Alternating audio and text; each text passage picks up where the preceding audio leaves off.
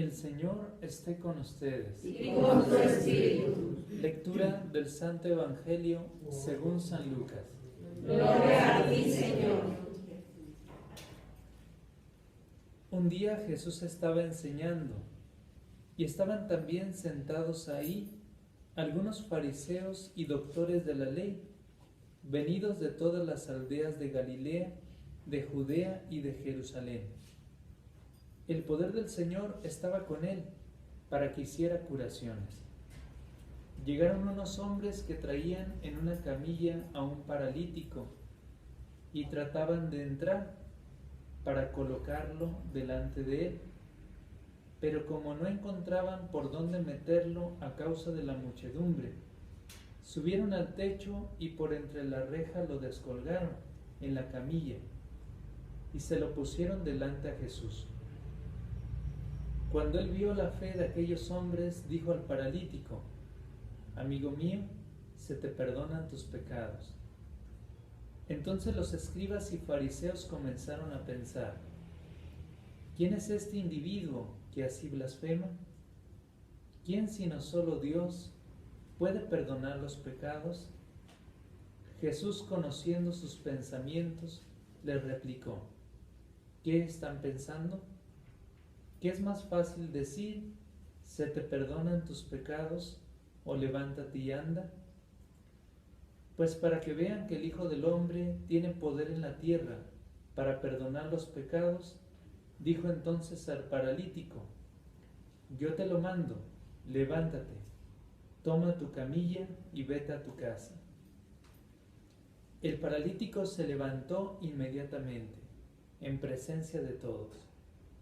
Tomó la camilla donde había estado tendido y se fue a su casa glorificando a Dios.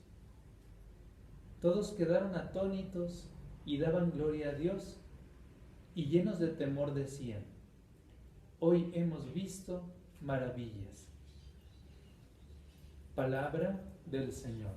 Gloria a ti, Señor Jesús. Si gustan sentarse un momentito, por favor.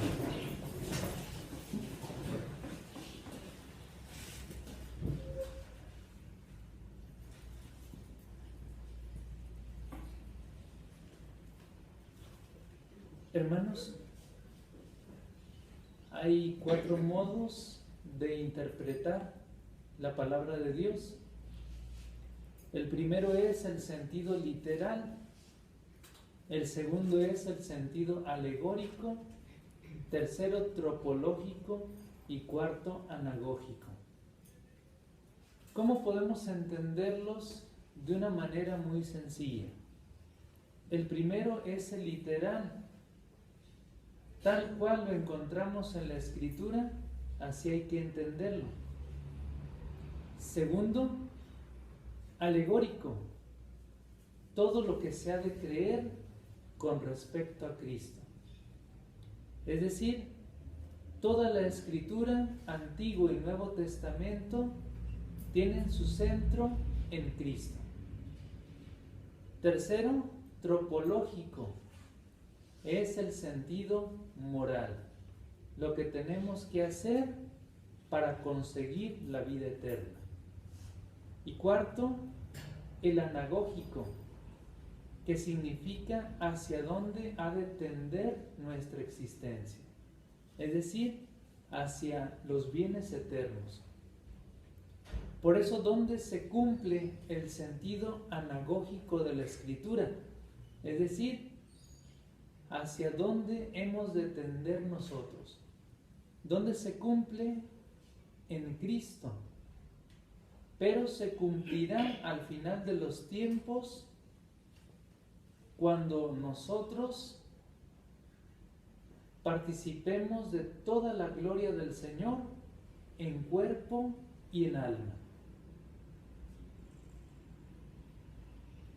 ¿Sí me dio a entender? ¿Sí? ¿Más o menos? Sí. Bueno.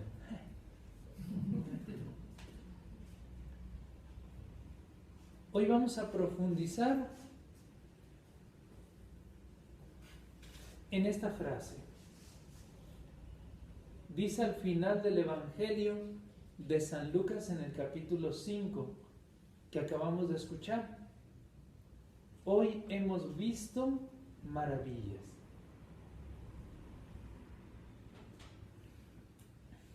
Lo que estaba oculto se ha manifestado en Cristo.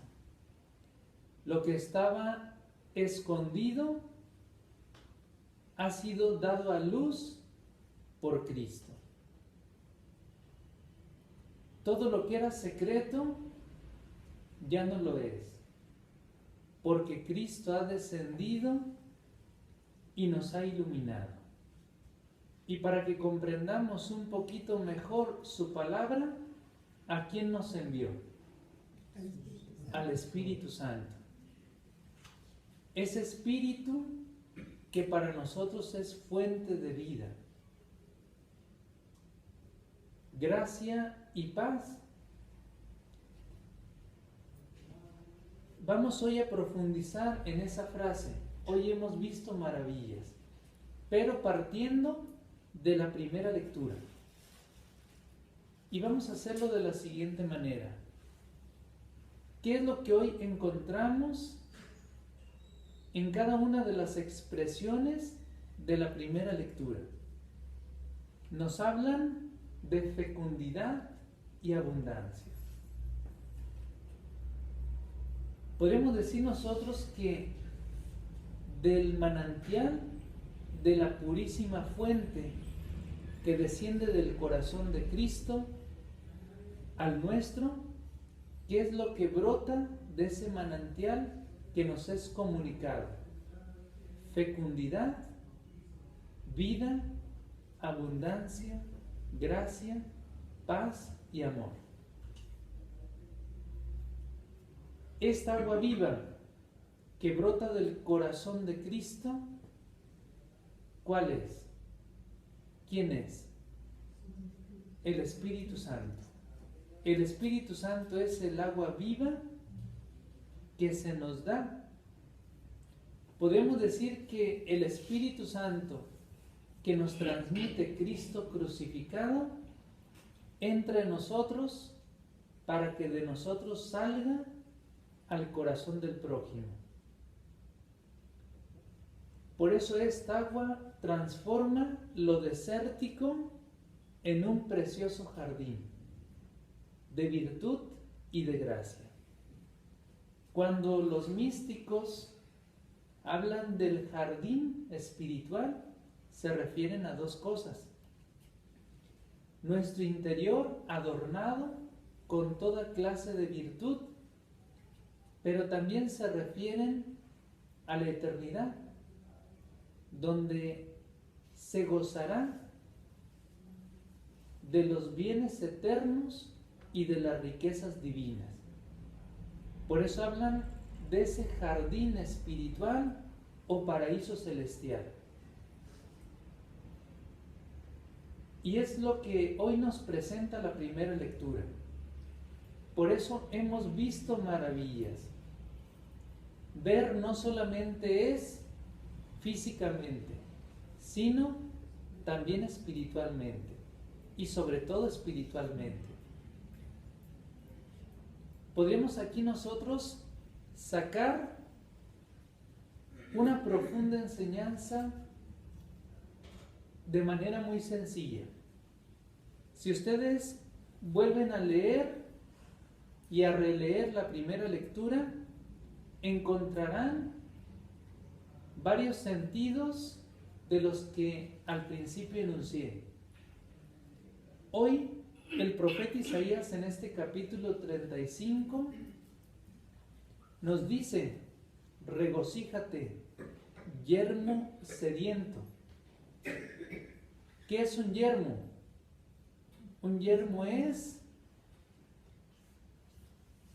un espacio desértico que carece de vegetación. Dios puede transformar lo desértico en algo floreciente, en algo, podemos decir, en algo esplendoroso. Por eso dice hoy la primera lectura: que se alegre el desierto y se cubra de flores.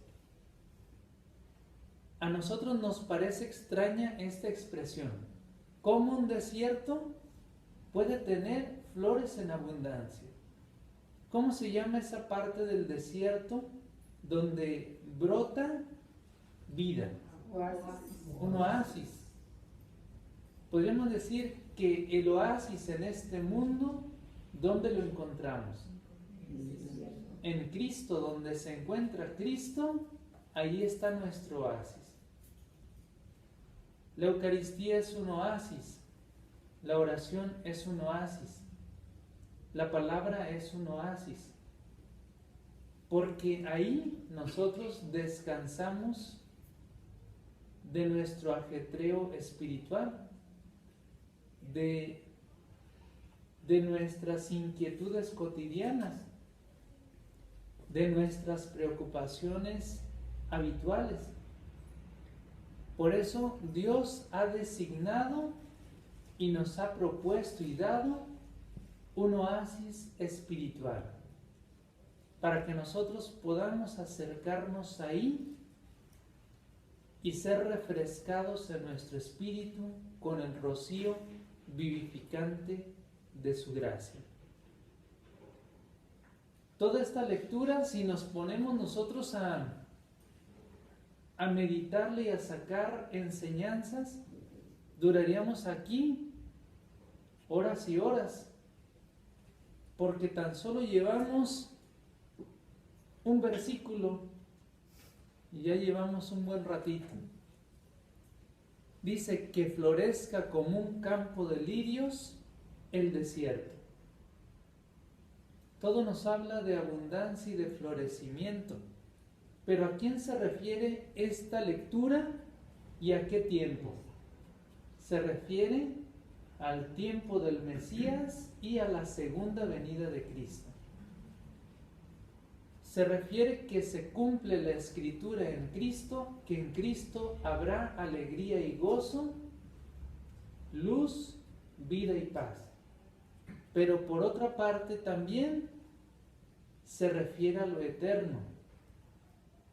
No porque Cristo no haya venido a traer su eternidad y no haya venido a abrazarnos con su inmensidad, sino porque todo se revelará a plenitud en la segunda venida de Cristo, donde ahora no podemos comprender y nuestra mente no alcanza a proyectarse hasta donde llegará la gloria que recibiremos de manos del Eterno. Ayer en la primera lectura, no sé si se acuerdan de quién fue, del libro del profeta Baruch. Y ahí me llama la atención una frase que dice el profeta. Pondré la diadema de la gloria del esplendor del Eterno. ¿A qué se refiere ahí? A la coronación en la vida eterna. Y dice el primer capítulo de Santiago: les pondré la corona de la vida a todo aquel que permanezca firme hasta el final. Esa corona no será otra sino Dios mismo. Dios mismo será el que corone y Él será la corona. Por eso es ese magnífico esplendor del que habla el apóstol San Pablo en la primera carta a los Corintios, en el capítulo 2 y en el versículo 9. Lo que ni el ojo vio, ni el oído oyó, ni vino a la mente del hombre, lo que Dios ha preparado para todos los que le aman. Ahora no podemos imaginar lo que será entonces, pero todo se revelará tan grande que nuestra mente tendrá que seguir allá conociendo lo infinito, profundizando en lo inmenso y uniéndose por toda la eternidad al Señor.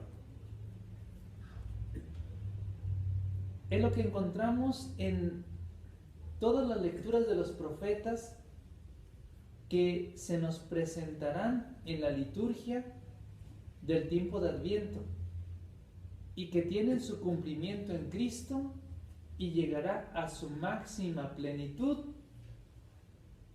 y esplendor en la parusía. ¿Sí saben qué significa parusía? La segunda venida de Cristo. La segunda venida de Cristo. ¿Y qué significa escatología? Viene a significar lo mismo, porque escatón significa el fin o lo último. Es decir, cuando Jesús venga rodeado de gloria y majestad. En efecto, aún no se ha revelado plenamente lo que ha venido a traer Cristo. Eso se manifestará en toda su magnitud en la segunda venida, cuando todo adquiera un florecimiento eterno, un resplandor bellísimo. Y dice Apocalipsis 22:17, todo el que tenga sed y quiera, venga a beber de la fuente de la vida. Esa es la invitación que hoy el Señor nos hace, que es muy directa a cada uno de nosotros. Pues si queremos descansar en ese oasis, no hay otro medio más privilegiado que dejar momentos del día para encontrarte con Dios. Por eso del corazón crucificado, del corazón de Cristo traspasado, brota el purísimo manantial que hace florecer los corazones y que hizo florecer el corazón de San Ambrosio, a quien hoy celebramos. Él vivió en los siglos 4 y 5 después de Cristo. Y por su predicación se convirtió ¿quién? San Agustín. De hecho, San Agustín lo menciona en su libro Las Confesiones, que era tan suave pero tan profunda la palabra de Ambrosio, que iba penetrando poco a poco en su alma, casi sin sentirlo, silenciosamente, de tal manera que Agustín, por ese pilar fuerte que fue el doctor San Ambrosio, que es doctor de la Iglesia, él pudo, es decir, San Agustín, beber del manantial purísimo del que hablamos. El corazón inquieto y desértico de Agustín se transformó en un vergel, y el vergel se transformó en un bosque. Es decir, aquello que permanecía árido, seco, después pudo comunicar vida a muchos corazones, porque San Agustín escribió mucho para edificación de todos. Escribió de todos y de muy variados temas. Por eso dijo de él San Buenaventura: todo lo que quieras profundizar acerca de la fe, lo encuentras en Agustín, aunque sea en semilla. San Ambrosio colaboró a ello porque le permitió a San Agustín beber del raudal amoroso de la gracia de Cristo. San Ambrosio se llenó de Dios. En él reinaba la luz celestial de la inspiración que llevaba el sello de Cristo. Su palabra y obras eran tan fecundas porque estaban respaldadas por el amor de Dios y por el amor a Dios. Poseía una palabra suave que penetró de modo muy leve en el corazón de Agustín. Ahora también a nosotros, aprendiendo de este testimonio muy evidente de San Ambrosio, que a nuestro paso también florezca la luz de Cristo. donde quiera que nosotros nos paremos, donde quiera que nosotros digámoslo así, nos encontremos, llevemos siempre la luz de Cristo. Dice el Salmo 1, versículos 2 al 3, que el que medita la ley del Señor día y noche, da fruto a su tiempo. Que nuestras santas meditaciones vayan también santificando nuestra memoria, nuestra mente, nuestro corazón, para que todo lo que hagamos y digamos lleve siempre el sello de Cristo. Que la Virgen María, que meditó pausada, honda y profundamente la palabra de Cristo, que nos ayude a que la palabra de Cristo habite en nosotros con toda su riqueza. Que así sea. Dejamos un momentito de silencio.